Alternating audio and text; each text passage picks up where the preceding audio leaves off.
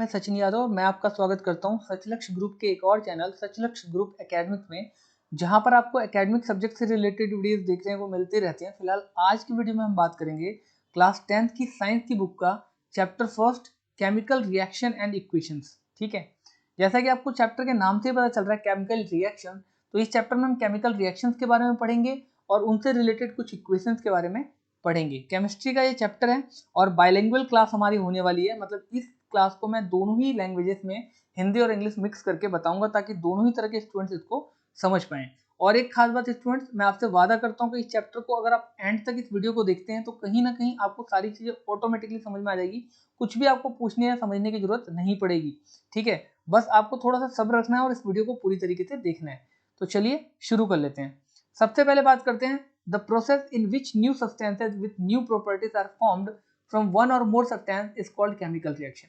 सबसे पहले ये जो हमारे चैप्टर का नाम था, इसमें जो पर्टिकुलर पहली ही लाइन थी केमिकल रिएक्शंस, इस वर्ड को यानी इस डेफिनेशन को हम समझ लेते हैं। बोल रहा है द प्रोसेस यानी वो प्रक्रिया, वह क्रिया, वह तरीका जिसके द्वारा नए सब्सटेंसेस, न्यू सब्सटेंसेस, ठीक है, फॉर्म होते हैं विद न्यू प्रॉपर्टीज, बनते हैं। ठीक है, the process in which new substances with new properties, नए पदार्थ और नई गुणवत्ता के साथ, नए गुणों के साथ फॉर्म होते हैं, बनते हैं। ठीक है, from one or more substance, एक या एक से ज्यादा सब्सटेंसेस से, उनको केमिकल रिएक्शन कहा जाता है। अब मैं आपको इसके कुछ एग्जांपल देके थोड़ा सा क्लियर करना चाहूंगा। जैसे अगर मैं आपको बोलूं कि नींबू के साथ पानी मिला दिया जाए, तो ये केमिकल रिएक्शन नहीं है। क्यों? केमिकल रिएक्शन जब भी किया जाएगा तो उसमें नए पदार्थ फॉर्म होंगे, लेकिन अगर आपने नोट किया हो कि नींबू पानी को मिलाने पर नींबू और पानी दोनों ही अपनी प्रॉपर्टीज नहीं खोते हैं, यानी उस नींबू पानी में नींबू की भी प्रॉपर्टी है और पानी की भी प्रॉपर्टीज है, और कोई भी नया पदार्थ नहीं मिला है, नींबू पानी ही बना है आपको। ठीक है, तो इसलिए केमिकल रिएक्शन नहीं कहलाएगा। ऑन द अदर हैंड अगर हम दूसरी तरफ बात करें कि लोहे का जंग लगना, तो उसमें जो रस्टिंग होती है आयरन की, वो कहीं ना कहीं रस्ट के कारण अपना रंग भी बदल लेता है, प्रॉपर्टी भी बदल जाती है लोहे की, वो काफी कमजोर हो जाता है, टूट जाता है। ठीक है, अगर आप उसको मोड़ने की कोशिश करें तो वो एक केमिकल रिएक्शन है। या दूध का दही बन जाना, उसमें भी आपने अगर देखा होगा तो कहीं ना कहीं दूध जो है वो चेंज होके दही में कन्वर्ट होने के बाद उसकी प्रॉपर्टी खो जाती है। दूध जैसे लिक्विड होता है तो दही थोड़ा सा आपने देखा होगा एक्यूज फॉर्म में होती है। तो ये सब चीजें हैं। और अगर मैं आपको टू द पॉइंट सीधे सीधे पहचान बताऊं तो आप आगे जाके अभी पढ़ेंगे इस चैप्टर में कि जो केमिकल रिएक्शन होता है उसी उसमें जो सब्सटेंस होता है वो अपनी प्रॉपर्टी खो देते हैं। यहाँ पे जो लाइन लिखी हुई है, इसका मतलब होता है कि कहीं ना कहीं वो अपने गुण खो देंगे। तो गुण खोने का मतलब वो या तो कलर चेंज हो जाएगा, या तो उसमें आप कह सकते हैं कि महक आने लग जाएगी, यानी कोई स्मेल आएगी अलग तरीके की, या फिर आप कह सकते हैं कि उसमें से कुछ गैस एवल्यूट होगी। इस तरीके की चीजें आप कह सकते हैं। और एक खास बात बता रहा हूँ, ये बिल्कुल ब्रह्मास्त्र वाली बात होगी कि केमिकल रिएक्शंस को कभी भी रिवर्स नहीं किया जा सकता। यानी अगर एक बारी कोई चीज केमिकली रिएक्शन कर गई तो आप उसको वापस रिवर्स नहीं कर सकते, बहुत ही ज्यादा मुश्किल होता है रिवर्स करना। ठीक है, जैसे लोहे का जंग लगना, तो वापस जंग लगे लोहे को आप ठीक करके पहले जैसा नहीं बना सकते। दूध से दही बनना, तो दही को वापस आप दूध नहीं बना सकते। खाने का पच जाना और फिर प्रोटीन और एमिनो एसिड के रूप में टूट जाना, तो उसको आप वापस पुराने खाने जैसे जो आपने सब्जी रोटी या दाल चावल खाया उस तरीके से आप दोबारा नहीं बना सकते। तो आई होप आपको ये सारी चीजें समझ में आ रही होंगी कि केमिकल रिएक्शंस को रिवर्स करना बहुत ईजी नहीं होता है, ये कह सकते हो कि एक तरीके से नामुमकिन है। तो ये सबसे बड़ी पहचान होती है केमिकल रिएक्शन की। अब हम बात करते हैं to the point, the process in which new substances with new properties, नए सब्सटेंस यानी नए पदार्थ और नई प्रॉपर्टीज, नई गुणवत्ता के साथ फॉर्म होते हैं, यानी पाए जाते हैं, बन जाते हैं with one or more substance, यानी एक या एक से ज्यादा सब्सटेंस के थ्रू। ठीक है, उसको केमिकल रिएक्शन कहते हैं। जिस प्रोसेस में एक या एक से ज्यादा पदार्थ आपस में मिलकर कुछ नई प्रॉपर्टी वाली चीज बना देते हैं, उसको हम केमिकल रिएक्शन कहते हैं। ठीक है, इसके बाद बात करते हैं the substance which take part in the chemical reaction is called reactant. जिन पदार्थों को हम मिलाते हैं केमिकल रिएक्शन करवाने के लिए, यानी जो उस रिएक्शन में पार्ट करते हैं, ठीक है, उनको हम रिएक्टेंट बोलते हैं। ठीक है, और इसके अलावा अगर हम बात करें प्रोडक्ट की, तो प्रोडक्ट वो चीज होती है जो फॉर्म होती है, जो नई चीज निकल के आती है उन दोनों या दो से ज्यादा पदार्थों को मिलाने पर आपस में।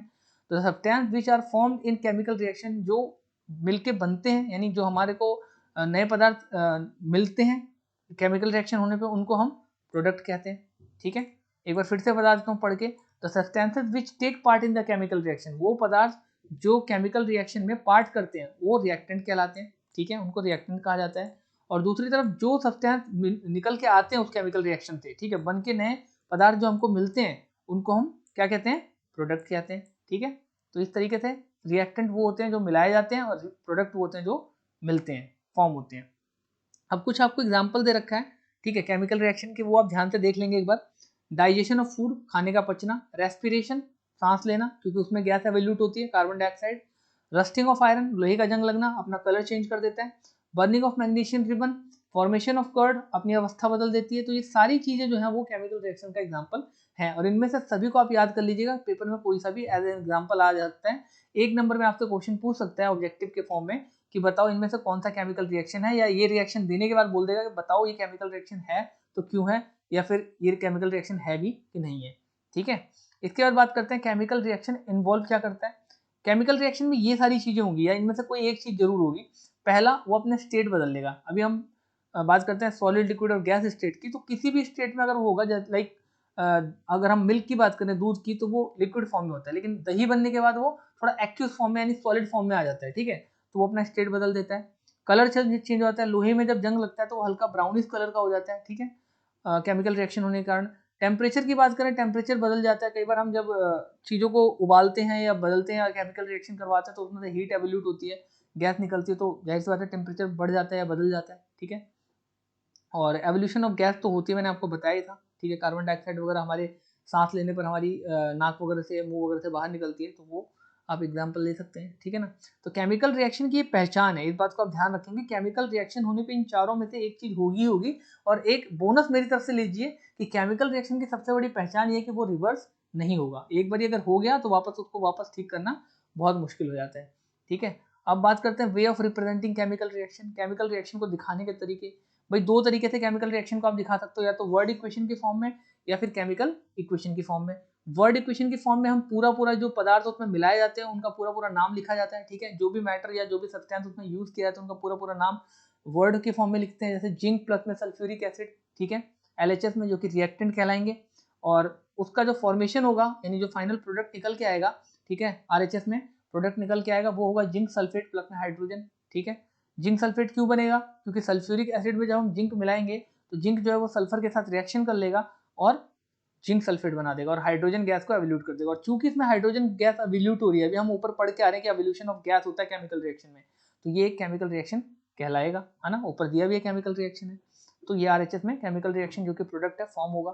तो या तो हम इस तरीके से जिंक प्लस में सल्फ्यूरिक एसिड लिख के जिंक सल्फेट और हाइड्रोजन लिख दें तो ये वर्ड की फॉर्म में इक्वेशन बन जाएगी, या फिर हम इसको सिंबॉलिक फॉर्म में केमिकल इक्वेशन की फॉर्म में लिख सकते हैं। कैसे, Zn प्लस में H2SO4 यानी जिंक प्लस में H2SO4 यानी सल्फ्यूरिक एसिड। एक खास बात नोट करेंगे यहाँ पे, सल्फ्यूरिक एसिड जो कि किंग ऑफ एसिड्स पे कहलाता है, यहाँ पर H2SO4 की फॉर्म में लिखा हुआ है। तो एक बात ध्यान रखेंगे कि जो सल्फ्यूरिक एसिड होती है उसको किंग ऑफ एसिड्स भी बोला जाता है। तो जिंक प्लस में H2SO4 यानी Zn प्लस H2SO4 LHS में जो कि रिएक्टेंट है, मिलाने पर ZnSO4 यानी कि जिंक सल्फेट जो कि यहाँ दिया है वो प्लस में हाइड्रोजन गैस एवोल्यूट करेगा। मतलब इस इक्वेशन में और इस इक्वेशन में कोई डिफरेंस नहीं है, बस डिफरेंस है तो ये है कि ये वर्ड की फॉर्म में लिखा हुआ है, ठीक है, LHS और RHS, और यहाँ पे ये सिंबॉलिक फॉर्म में लिखा हुआ है। ठीक है, तो केमिकल इक्वेशन सिंबॉलिक फॉर्म में भी लिखा जा सकता है, इसको केमिकल इक्वेशन के फॉर्म में लिखा गया है, यहाँ वर्ड के फॉर्म में, यहाँ ये सिंबॉलिक फॉर्म में लिखा है यानी सिंबल्स लिखे हुए हैं, जैसे जिंक के लिए Zn H2SO4 सल्फ्यूरिक एसिड के लिए, और यहाँ से ZnSO4 यानी जिंक सल्फेट प्लस में हाइड्रोजन गैस एवोल्यूट हुआ। ये रिएक्टेंट है जिंक प्लस में सल्फ्यूरिक एसिड, और जिंक सल्फेट प्लस में हाइड्रोजन गैस जो है वो फाइनल प्रोडक्ट है हमारा। और चूंकि गैस एवोल्यूट हो रही है इसलिए ये केमिकल रिएक्शन है। ये एलएचएस साइड है जिसमें रिएक्टेंट होते हैं और ये आरएचएस साइड है जिसमें प्रोडक्ट होते हैं, ऐसा हम ऊपर पढ़ चुके हैं। अब केमिकल इक्वेशन क्या होती है, the chemical equation can be represented by a chemical reaction can be represented by a chemical equation. तो एक केमिकल रिएक्शन को जिस तरीके से हम दिखाया जाता है उस तरीके को ही केमिकल इक्वेशन बोला जाता है, यानी केमिकल रिएक्शन को दिखाने का एक तरीका है केमिकल इक्वेशन। लिखा है ना, a chemical reaction can be represented by chemical equation. तो केमिकल इक्वेशन वो तरीका है जिसके द्वारा हम केमिकल रिएक्शन को दिखाते हैं। It involve uses of symbol, ये सिंबल को इन्वॉल्व करते हैं, सिंबल के द्वारा इसको दिखाया जाता है। ऑफ एलिमेंट्स यानी जिन चीज़ों से वो हो रही है रिएक्शन या बन रहा है, और केमिकल फॉर्मूला ऑफ रिएक्टेंट, जो भी रिएक्टेंट उसमें यूज किया उसके केमिकल फॉर्मूला को दिखाया जाता है। And product with the mention of physical state, और साथ में जो प्रोडक्ट फॉर्म हो रहा है जिसमें उसकी फिजिकल स्टेट को भी मेंशन किया जाता है। फिजिकल स्टेट मतलब है कि वो जो मिलाया जा रहा है वो सॉलिड फॉर्म में है कि लिक्विड फॉर्म में कि गैस फॉर्म में, वो चीज़ भी मेंशन की जाती है। ठीक है, तो केमिकल रिएक्शन एक प्रोसेस है, ठीक है, जिसमें chemical reaction can be represented by chemical equation. तो केमिकल रिएक्शन को दिखाने का एक तरीका है केमिकल इक्वेशन, और ये इन्वॉल्व करते हैं सिंबल और एलिमेंट्स, ठीक है, जो कि केमिकल फॉर्मूला में यूज होते हैं रिएक्टेंट के तौर पे, और फाइनल प्रोडक्ट मिलता है, और उनके फिजिकल स्टेट को भी इसमें मेंशन किया जाता है, किसमें, केमिकल इक्वेशन में, ठीक है ना। तो केमिकल इक्वेशन एक तरीका है जिसके द्वारा हम केमिकल रिएक्शन को दिखाते हैं, और ये सिंबॉलिक फॉर्म में भी दिखाई जा सकती है, वर्ड के इक्वेशन के फॉर्म में भी दिखाई जा सकती है। इसमें एलएचएस में लेफ्ट हैंड साइड में रिएक्टेंट होते हैं और प्रोडक्ट आरएचएस में होते हैं, और उनकी फिजिकल स्टेट भी मेंशन की जाती है। ये बात यहाँ से यहाँ तक लिखी हुई है। उसके बाद बोल रहा है द नेसेसरी कंडीशन, यानी जो आवश्यक कंडीशंस होती हैं केमिकल रिएक्शन करवाने के लिए, जैसे टेम्परेचर कितना चाहिए, या प्रेशर, या उसमें कोई कैटलिस्ट क्या यूज होगा। कैटलिस्ट वर्ड का मतलब यहाँ समझ लीजिए, कैटलिस्ट वो पदार्थ होते हैं जो केमिकल रिएक्शन करवाने में हेल्प करते हैं, ठीक है। जैसे अगर केमिकल रिएक्शन करवाने में कोई चीज हेल्प करेगी तो वो क्या कहलाएगा, कैटलिस्ट कहलाएगा, ठीक है ना।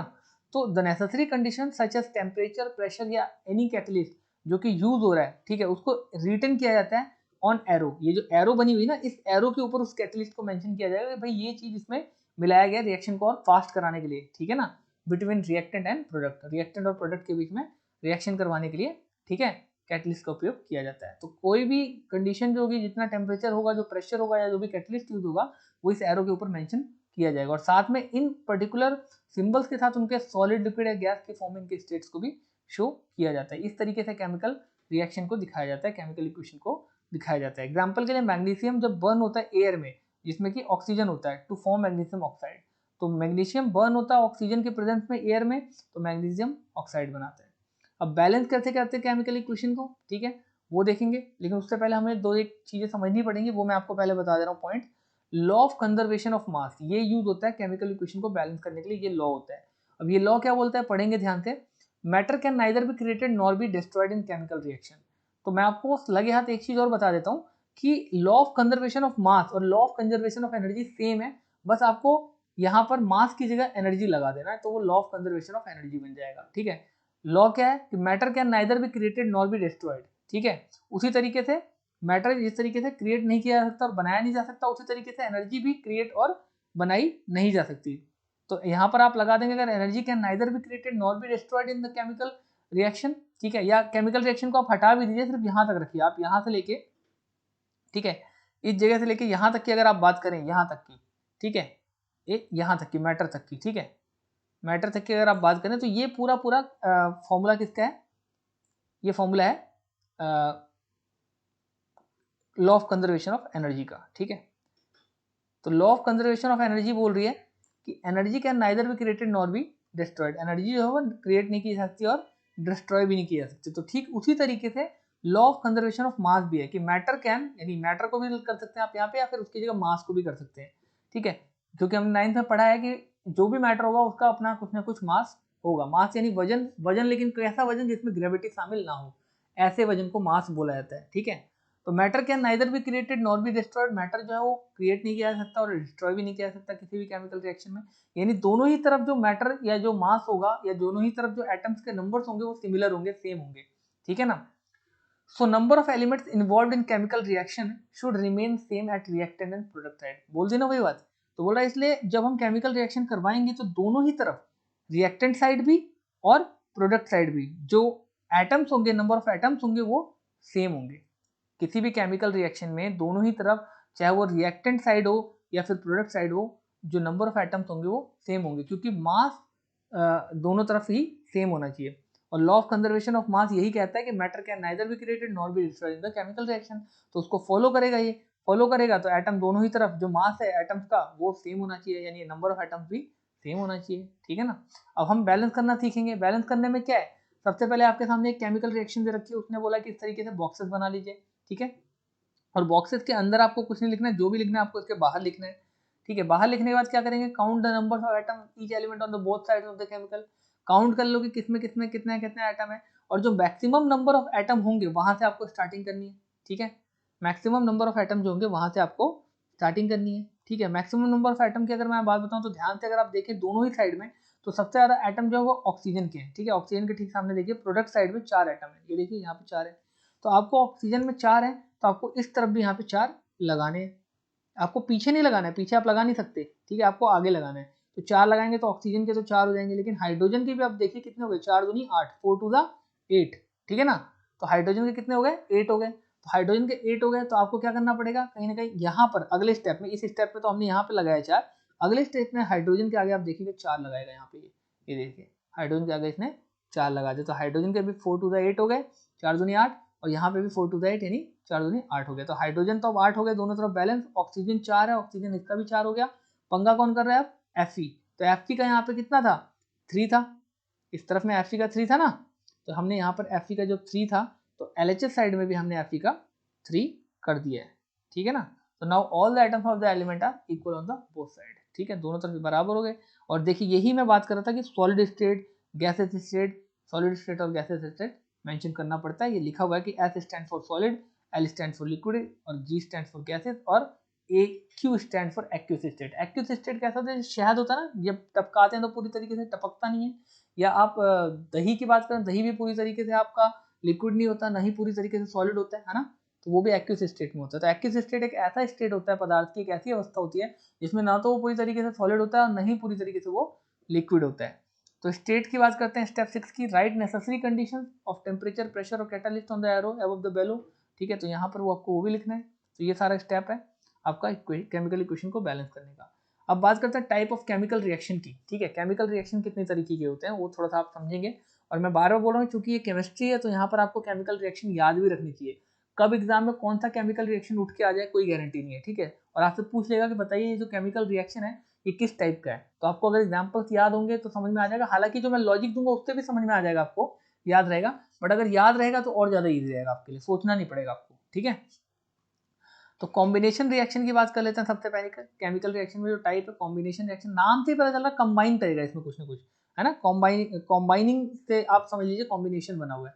तो कॉम्बिनेशन रिएक्शन की बात करें, the reaction in which two or more reactant combine to form a single product. तो एक ऐसा प्रोसेस, एक ऐसा रिएक्शन जिसमें दो या दो से ज्यादा सब्सटेंस आपस में कंबाइन कर लेते हैं एक नया प्रोडक्ट फॉर्म करने के लिए। तो देखिए यहाँ पे कार्बन और ऑक्सीजन, यानी in the presence of air में जो ऑक्सीजन प्रेजेंट होता है उसके प्रेजेंस में हम जब कार्बन को यानी कोयले को जलाते हैं या लकड़ी को, मान लीजिए आप किसी भी चीज में कार्बन तो होता ही, आपको पता है कार्बन एक ऐसा एलिमेंट है जो सभी पदार्थों में है। तो कार्बन को जब हम जलाते हैं ऑक्सीजन के प्रेजेंस में, ठीक है, कार्बन को जब हम जलाते हैं ऑक्सीजन की प्रेजेंस में, चाहे वो लकड़ी की फॉर्म में कार्बन को जलाएं या कोयले के फॉर्म में या किसी और फॉर्म में, तो कार्बन को जब हम जलाते हैं ऑक्सीजन की फॉर्म में तो कार्बन डाइऑक्साइड हमें मिलती है, फॉर्म होती है। तो ये कॉम्बिनेशन रिएक्शन का एग्जांपल है। क्यों? क्योंकि यहाँ पे कार्बन और ऑक्सीजन मिलकर कार्बन डाइऑक्साइड यानी CO2 बना रहे हैं। और चूंकि आपको मैंने पीछे पढ़ाया हुआ कि आपको स्टेट मेंशन करना होगा, तो यहाँ पे इसलिए यहाँ सॉलिड और गैसेस मेंशन किया और यहाँ पे गैस मेंशन किया है। तो कार्बन प्लस में ऑक्सीजन मिलकर कार्बन डाइऑक्साइड बना रहे हैं, और ये एग्जांपल किसका है, कॉम्बिनेशन रिएक्शन का। क्यों? क्योंकि कंबाइन कर रहे हैं, दो या दो से ज्यादा प्रोडक्ट आपस में मिलकर कंबाइन करते हैं तो वो कॉम्बिनेशन रिएक्शन बनाता है, एक नया प्रोडक्ट फॉर्म करते हैं। तो ये तो कार्बन था या ऑक्सीजन था, लेकिन यहाँ पर जो नया प्रोडक्ट फॉर्म हुआ वो कार्बन डाइऑक्साइड है, जिसकी प्रॉपर्टी इन दोनों से ही अलग है, तो इसलिए ये कार्बन डाइऑक्साइड कहलाएगा। फॉर्मेशन ऑफ वाटर, वाटर भी जो फॉर्म होता है इसी तरीके से होता है। हाइड्रोजन के देखिए 2 एटम्स हैं, ठीक है ना, और यहाँ पर ऑक्सीजन के भी 2 एटम्स हैं, मिलके इतने 2H2O यानी कि वाटर बना दिया। तो ये भी कॉम्बिनेशन रिएक्शन है। हाइड्रोजन और ऑक्सीजन गैसेज थे जबकि वाटर जो वो लिक्विड है, तो बिल्कुल अलग प्रोडक्ट फॉर्म हुआ है ना। तो ये भी कॉम्बिनेशन रिएक्शन का एग्जाम्पल है। फिर बात करते हैं, यहाँ कैल्शियम ऑक्साइड है जिसको क्विक लाइम बोलते हैं, और वाटर, इसने मिलकर क्या बना दिया, कैल्शियम हाइड्रोक्साइड, जो कि एक्यूस फॉर्म में होता है, स्लेक्ड लाइम कहलाता है, ठीक है ना। तो ये भी कॉम्बिनेशन रिएक्शन का एग्जाम्पल है, और ये तीनों ही रिएक्शन आपको याद रखने चाहिए। अब बात करते हैं कि ये जो कॉम्बिनेशन रिएक्शन होता है इसी के अंदर एक कैटेगरी है एक्सोथर्मिक रिएक्शन की। देखो एक्सो का मतलब होता है बाहर निकलना, ठीक है, और थर्मिक मतलब जहां भी वर्ड थर्मल आ जाए, ठीक है, थर्मल से यहाँ पे थर्मिक बना है, तो थर्मल वर्ड का मतलब हीट, तो यानी हीट बाहर निकलना। तो जिस रिएक्शन में हीट बाहर निकले, हीट रिलीज हो, उस रिएक्शन को एक्सोथर्मिक रिएक्शन बोलेंगे, ठीक है। Reaction in which heat is released along with the formation of the product, यानी ऐसा रिएक्शन जिसमें प्रोडक्ट के फॉर्म होने के साथ साथ हीट भी रिलीज हो, उसको हम क्या बोलेंगे, एक्सोथर्मिक रिएक्शन बोलेंगे, ठीक है। एग्जाम्पल क्या है, बर्निंग ऑफ नेचुरल गैस, जब नेचुरल गैस यानी मीथेन जल रही है आपकी O2 यानी ऑक्सीजन के प्रेजेंस में, ठीक है, ऑक्सीजन के साथ कंबाइन करके तो कार्बन डाइऑक्साइड फॉर्म होगा, ठीक है, वाटर फॉर्म होगा और हीट फॉर्म होगी, है ना, एनर्जी भी मिलती है, ठीक है ना।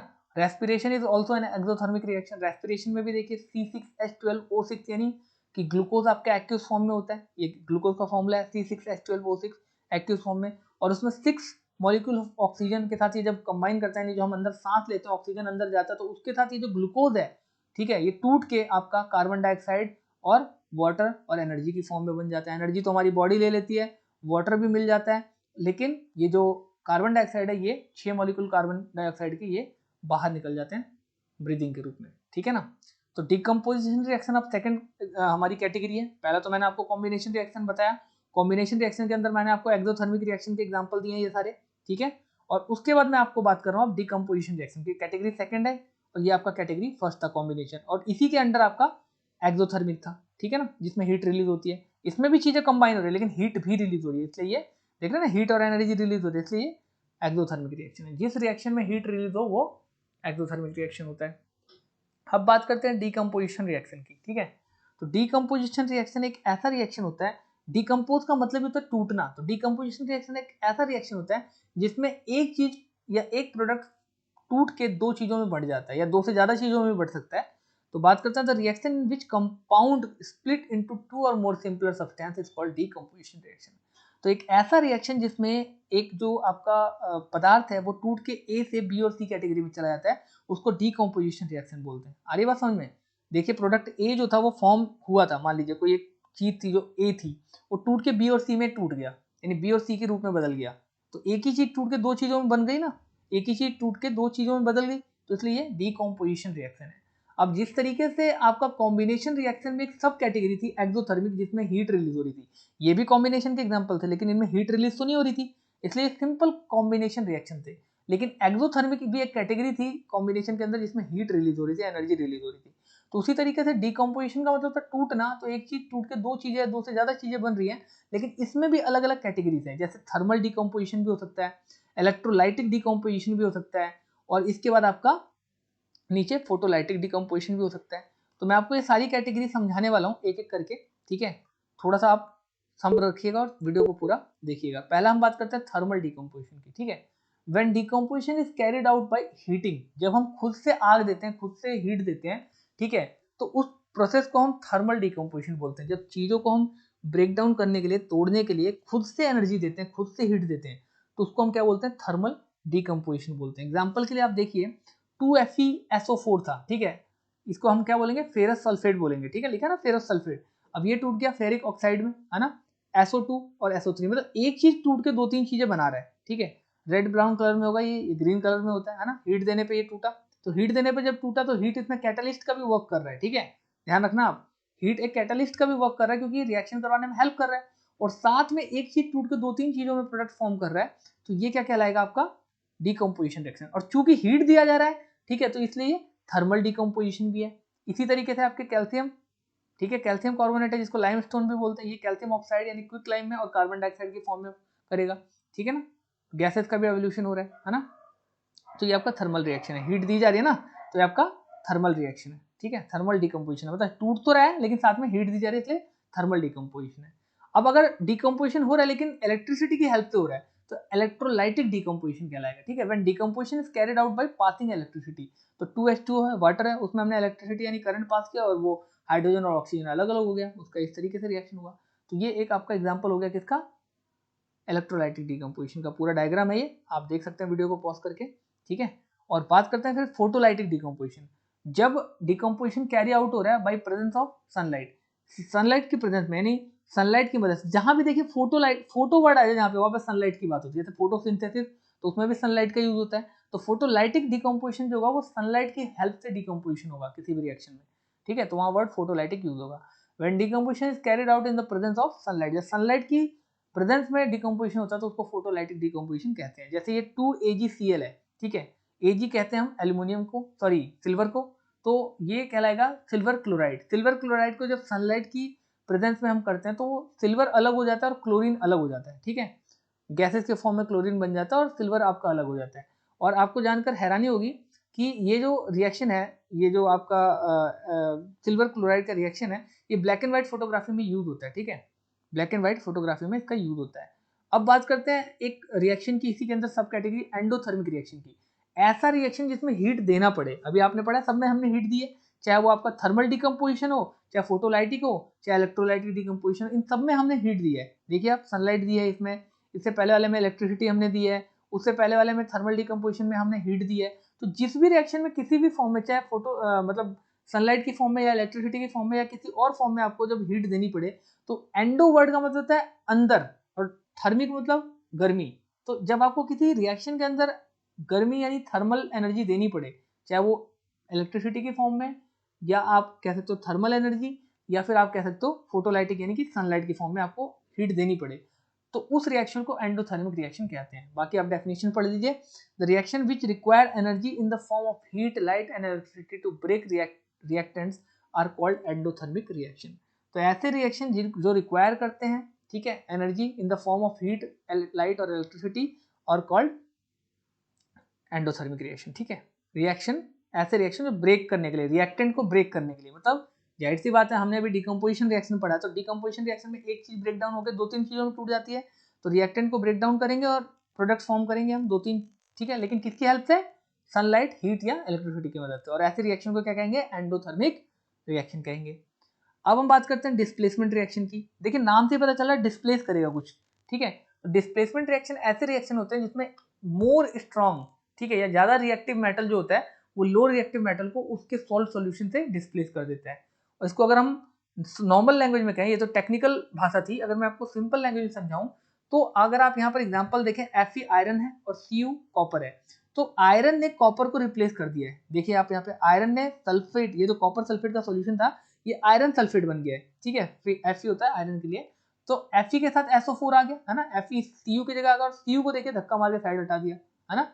तो ऐसा रिएक्शन जिसमें एक स्ट्रॉन्ग एलिमेंट दूसरे लेस स्ट्रॉन्ग यानी आप कह सकते हैं कम रिएक्टिव एलिमेंट को डिस्प्लेस कर देता है, उसको हम डिस्प्लेसमेंट रिएक्शन कहते हैं।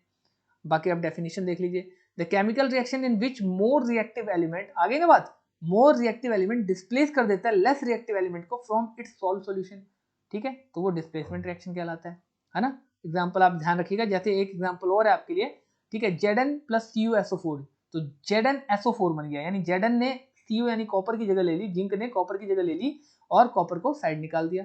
तो इस तरह का रिएक्शन जो होता है वो क्या कहलाता है? Displacement reaction. क्योंकि जिंक जो है वो मोर रिएक्टिव है कॉपर के मुकाबले, ठीक है, कॉपर लेस रिएक्टिव है, इसलिए जिंक ने कॉपर को रिप्लेस कर दिया। तो ऐसे रिएक्शन को डिस्प्लेस करना कहलाता है डिस्प्लेसमेंट रिएक्शन, ठीक है। डिस्प्लेस कर दिया ना, जिंक ने कॉपर को डिस्प्लेस कर दिया, यहाँ आयरन ने भी कॉपर को डिस्प्लेस कर दिया, तो इसलिए ऐसा रिएक्शन जिसमें एक मोर स्ट्रॉन्ग मेटल या more reactive metal less reactive metal को डिस्प्लेस कर दे उसको डिस्प्लेसमेंट रिएक्शन कहते हैं। उसके बाद बात करते हैं डबल डिस्प्लेसमेंट रिएक्शन। तो देखिए इसमें दोनों एक दूसरे की जगह ले लेंगे, अदला बदली हो जाएगी। अब देखिए एक रिएक्शन है Na2SO4 एक्यूस फॉर्म में था और BaCl2 बेरियम क्लोराइड कह सकते हैं आप, तो Ba ने SO4 के साथ बना लिया, Ba ने SO4 के साथ बना लिया और Na ने Cl के साथ बना दिया, ठीक है। तो सोडियम सल्फेट था और बेरियम क्लोराइड था, लेकिन ये बन क्या गया? बेरियम सल्फेट बन गया, बेरियम ने सल्फेट के साथ कर लिया और सोडियम ने क्लोरीन के साथ बन गया, सोडियम क्लोराइड बन गया, ठीक है ना। तो ये reaction in which new compound are formed by mutual exchange, एक दूसरे से में आपस में अदला बदली करके आयंस बना लेते हैं between two compound are called double displacement reaction. दोनों एक दूसरे की जगह अदला बदली करते हैं, इसलिए डबल डिस्प्लेसमेंट रिएक्शन कहलाता है। White precipitation of BaCO4 is formed, so it is called precipitation reaction। White colour का precipitate फॉर्म होता है, ठीक है, बेरियम सल्फेट का, इसलिए उसको बेरियम सल्फेट को क्या कहलाता है? precipitation रिएक्शन भी कहते हैं। ऑक्सीडेशन एंड रिडक्शन देख लेते हैं, इंपॉर्टेंट टॉपिक है।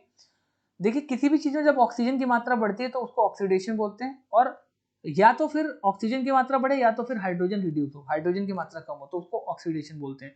और इसका जस्ट अपोजिट है, अगर हाइड्रोजन की मात्रा बढ़ेगा और ऑक्सीजन की मात्रा कम होगा तो उसको रिडक्शन बोलते हैं।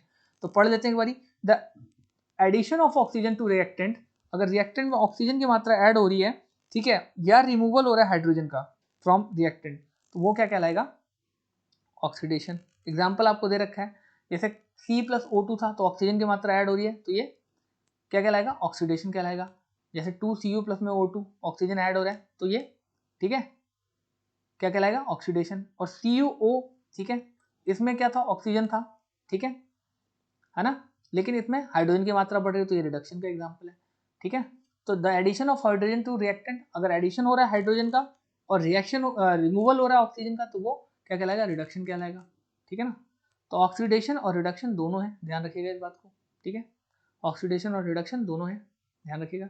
इन this reaction Cu is reduce to Cu, ठीक है, CuO यानी copper oxide is reduce to copper and hydrogen is oxidized to H2O, so the oxidation and reduction taking place together to redox reaction। ऐसा reaction जिसमें दोनों ही चीजें हो, ध्यान रखिएगा, ऐसा रिएक्शन जिसमें दोनों ही चीज हो, यानी कि ऑक्सीडेशन भी हो और रिडक्शन भी हो। अब देखिए यहाँ पे हाइड्रोजन ऐड हो रहा है इसलिए ये रिडक्शन है, ठीक है। और यहाँ पर अगर आप ध्यान से देखें तो हाइड्रोजन रिड्यूस भी हो रहा है ना, और ऑक्सीजन बढ़ भी रहा है। तो the reaction in this reaction CuO यानी copper oxide is reduce to Cu, तो कॉपर ऑक्साइड खत्म होकर Cu बन जा रहा है, यानी ऑक्सीजन तो यहाँ से खत्म हो रहा है, ठीक है। एंड H2 इज ऑक्सीडाइज, जो H2 है, ठीक है, जो वाटर था मतलब जो हाइड्रोजन था उसके साथ ऑक्सीजन ऐड हो रहा है, हाइड्रोजन के साथ ऑक्सीजन ऐड हो रहा है, तो ऑक्सीजन की मात्रा यहाँ बढ़ रही है और यहाँ से ऑक्सीजन की मात्रा कम हो रही है। यहाँ ऑक्सीजन की मात्रा थी तो वो घट गई, यहाँ हाइड्रोजन की मात्रा थी वो घट गई, तो दोनों ही चीजें आपस में अदला बदली कर रहे हैं। तो that is why so the oxidation of the reduction taking place together is called redox reaction. यानी वो ये कहना चाह रहा है कि ऐसा रिएक्शन जिसमें ऑक्सीडेशन और रिडक्शन दोनों एक साथ हो उसको ऑक्सीडेशन और रिडक्शन को एक साथ मिला के रेडॉक्स रिएक्शन होता है। री स्टैंड फॉर, ठीक है, रिडक्शन, रेड जो लिखा है ना रीड, रेड ऑक्स, तो रेड वर्ड जो है वो रिडक्शन के लिए और ऑक्स मतलब ऑक्सीडेशन। तो रेडॉक्स रिएक्शन ऐसा रिएक्शन होता है जिसमें ऑक्सीडेशन एंड रिडक्शन दोनों होते हैं, यानी रिडक्शन और ऑक्सीडेशन दोनों होता है। इसमें आपने ध्यान से देखा होगा तो जो हाइड्रोजन की मात्रा थी वो ऐड हो रही थी इसलिए रिडक्शन था, और ऑक्सीजन की मात्रा जो थी वो इसमें ऐड हो रही थी तो वो ऑक्सीडेशन भी था। यहाँ पे ऑक्सीजन भी था और हाइड्रोजन भी था, दोनों ऐड हो रहे थे, और यहाँ दोनों ही रिड्यूस हो रहे हैं। यहाँ पे हाइड्रोजन खत्म हो गया, ठीक है, H2 के सॉल्यूशन में से ऑक्सीजन ऐड हो गया तो हाइड्रोजन तो यहाँ से खत्म हो गया, और O2 में ऑक्सीजन था वो यहाँ से खत्म हो गया, दोनों, है ना। तो ऑक्सीजन भी खत्म हो रहा है इस तरफ में, और इस तरफ में ऑक्सीजन भी खत्म हो रहा है और हाइड्रोजन भी खत्म हो रहा है, और इस तरफ में हाइड्रोजन भी ऐड हो रहा है, ऑक्सीजन भी ऐड हो रहा है, इसलिए रेडॉक्स रिएक्शन है। ऐसा रिएक्शन जिसमें रिडक्शन भी हो रहा है और ऑक्सीडेशन भी हो रहा है एक साथ, तो ऐसे रिएक्शन को रेडॉक्स रिएक्शन बोलते हैं। Effect of oxidation in daily life, daily life में ऑक्सीडेशन का क्या फर्क पड़ता है या क्या इफेक्ट दिखता है हमको। देखिए ऑक्सीडेशन वर्ड का मतलब ये ऑक्सीजन के साथ रिएक्शन करना। तो आपको पता है जब हवा में नमी होती है या आप कह सकते हैं लोहे वगैरह पे पानी पड़ जाता है तो लोहा जो है वो ऑक्सीजन के प्रेजेंस में, यानी कि एयर में जो ऑक्सीजन प्रेजेंस होती है उसके प्रेजेंस में उसके साथ रिएक्शन करके, ठीक है, ऑक्सीजन के साथ रिएक्शन करके जंग यानी कि कोरोजन फॉर्म कर लेते हैं, ठीक है। लेकिन कोरोजन देखिए एक बड़ा कॉन्सेप्ट है। हम जो लोहे के जंग को देखते हैं उसको रस्टिंग बोलते हैं, रस्ट बोलते हैं, रस्ट मतलब लोहे में जंग लगना, लेकिन कोरोजन का मतलब हर तरह के मेटल में जंग लगने को बोला जाता है। इस बात को बच्चे बड़ा कंफ्यूज करते हैं कि कोरोजन का मतलब उनको लगता है जंग लगना, ठीक है जंग लगना, लेकिन हर तरह के मेटल में जंग लगना, जबकि रस्टिंग कहलाती है आयरन में जंग लगने को रस्ट कहते हैं, ठीक है ना। तो corrosion when metal is expose to moisture, जब मेटल एक्सपोज होता है खुले तौर पे होता है और उसमें मॉइस्चर आ जाता है, हवा में नमी होती है या एयर या एसिड के वगैरह में फॉर्म कर जाता है, मतलब मिल जाता है उनसे, तो सम टाइम के बाद, कुछ टाइम के बाद the layer of hydrate oxide is formed, ठीक है, हाइड्रेटेड या हाइड्रेटेड ऑक्साइड का लेयर एक फॉर्म हो जाता है जो कि वीकन कर देता है यानी कमजोर कर देता है मेटल को, and the hence the metal is said to be corroded, तो इसलिए कहा जाता है कि मेटल जो है वो कोरोडेड हो गया। रस्टिंग ऑफ आयरन, अब आयरन में जो रस्ट लगता है वो क्या है, इसी का एग्जांपल है black coating on silver, silver पे काले कलर की कोटिंग हो जाती है। हालांकि बहुत लोगों को पता नहीं होगा सिल्वर पे जो ब्लैक कलर की कोटिंग होती है वो काफी हद तक आपके बॉडी से जो पसीना निकलता है उस पसीने के कारण भी, क्योंकि सिल्वर की चेन वगैरह लोग पहनते हैं तो उस पसीने के कारण भी उस पर ब्लैक कलर की कोटिंग हो जाती है, ठीक है ना, उसके साथ भी रिएक्शन कर लेता है उस पानी के साथ भी। और वो थोड़ा सा अगर आप नींबू के साथ, यानी नींबू में एसिड होता है ना, तो उसके साथ धो देंगे तो वो साफ भी हो जाता है। And the green coating on copper are example of corrosion, green colour की जो कोटिंग होती है कॉपर पे वो भी इसका एग्जाम्पल है, ठीक है। Corrosion can be prevented by galvanisation, galvanisation क्या होता है, जिंक की एक परत चढ़ा देते हैं किसी भी मेटल पे, जब जिंक की हम परत चढ़ाते हैं तो उस प्रोसेस को गैल्वेनाइजेशन बोलते हैं, ठीक है ना।